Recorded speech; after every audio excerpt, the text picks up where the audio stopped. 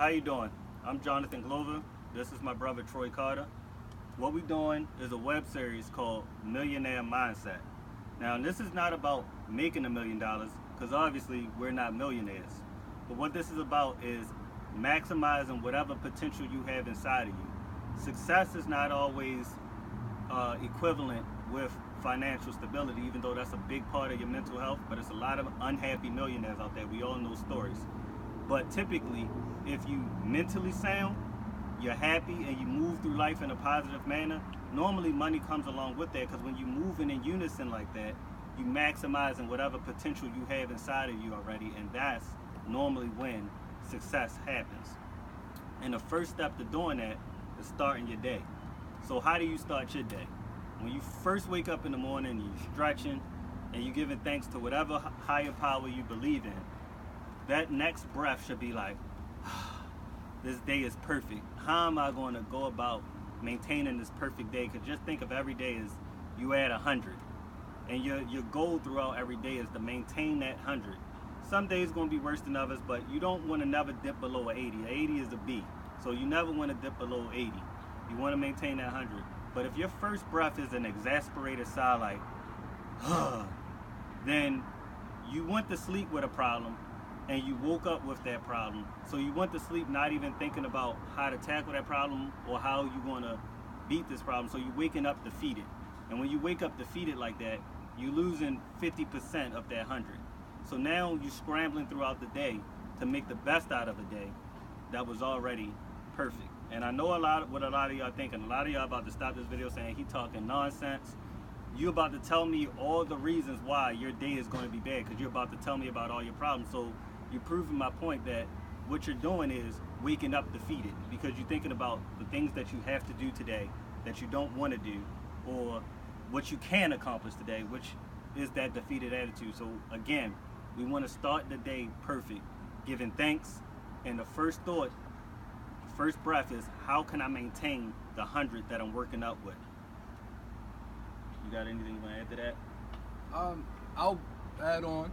I'm not going to take much time. I'll say that when we wake up in the morning, what are the first things we think about? Do we reach for the phone to check to see what happened last night while we were sleeping? Or do we address our children? Do we address our children with happiness? Are we waking up grumpy, angry? I never understood why people woke up grumpy and angry, but anyway, the millionaire mindset is we have to set our mind in a different way.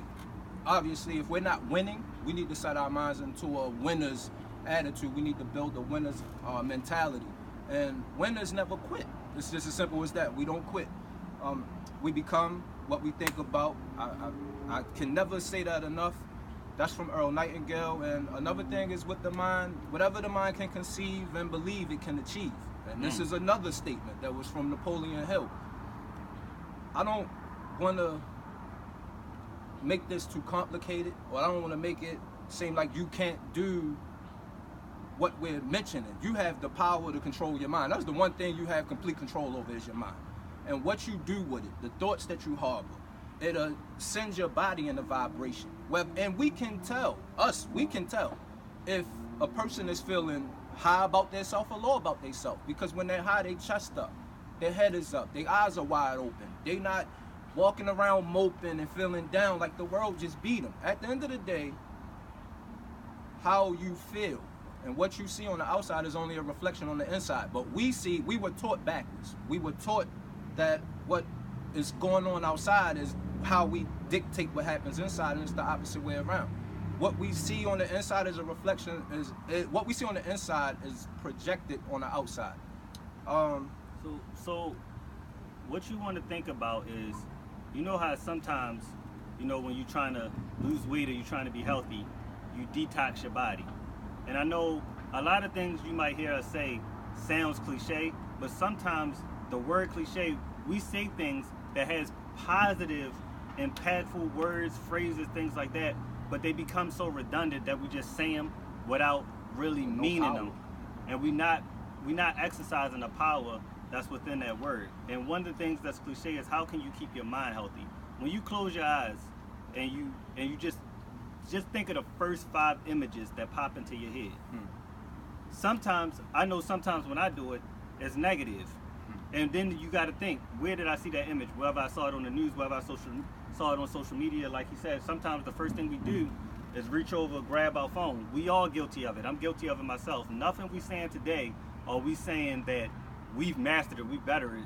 It's just that we understand what the problem is and what we're doing. When you reach over and your first thing is to start scrolling and your mind is filled with images of things that are not relative to you starting your day, you getting up and like, oh man, somebody just got killed last night. Oh man, the government just did this. Oh man, it's you waking up with the stress of the world on your shoulders. You haven't even addressed your children. You haven't even addressed what do you have to accomplish throughout your day. And that's what we want to do. What we want to do is wherever those negative images coming from, whether it's people, whether it's everybody say, cut the snakes out the circle, get the negative people out your life. That's everybody New Year's resolution. Everybody post about it daily. But how many of us really do it? How many people really say, yo, the last 3 things I've heard that was bad news, I heard it from such and such. Maybe such and such I need to chill on this person because nothing they talking about is positive. Sometimes you gotta be selfish. Sometimes when I talk to people, if we not talking about me, then sometimes I feel like, oh, we don't got nothing to talk about because everything you talking about and everything that's going in your world is to bring somebody down. And I know everything that I'm saying is to lift somebody up or to share something that I feel like is a great thing. So sometimes when I talk to people, if it ain't about me, certain people, not in an arrogant way, I say, you know what? When I talk to this person, if we ain't talking about what I got going on in my mind, then maybe I shouldn't be responding to what they got going on in their life because it's just going to bring me into the gutter, you know? You can't escape a prison if you don't know you're in one. So a lot of our thoughts and a lot of our conditioning actually is from history, from people that taught us. When we were kids, think about your thoughts. How many of them are really yours? Or how many of your thoughts are actually a pattern of what your ancestors may have thought? Your mother, your father, whoever raised you or you looked up to when you were growing up, are you thinking what they thought or are you thinking your own thoughts? Shakespeare said to thine self be true. So if you're not true to yourself, you can't be true to nobody else. So if your mind's not right, how do you think everybody else's mind is going to look to you? It's going to look distorted because you looking at things with out of a crooked mind state or a frame. Like you sideways. I'm not here to down nobody because if I can get this understanding, anybody can get it. Because I was the most ignorant person that you probably would have ever met. And back to what he said about cliches, ignorance isn't bliss. Ignorance is poverty. Because when you don't know no better, you continue to make the same mistakes that you've been making. So for one to say ignorance is bliss, I would always stand up against that. Because knowledge is power. Knowledge would be bliss. Which knowledge is power, which is a half-truth because you can know, it's a saying that to know and not to do is not to know. So to have knowledge and not do nothing with it, what you got it for? So what we doing here is taking what we experience. He's 35, I'm 33. We have experiences of coming from rough neighborhoods, coming up in rough upbringings, and we still here.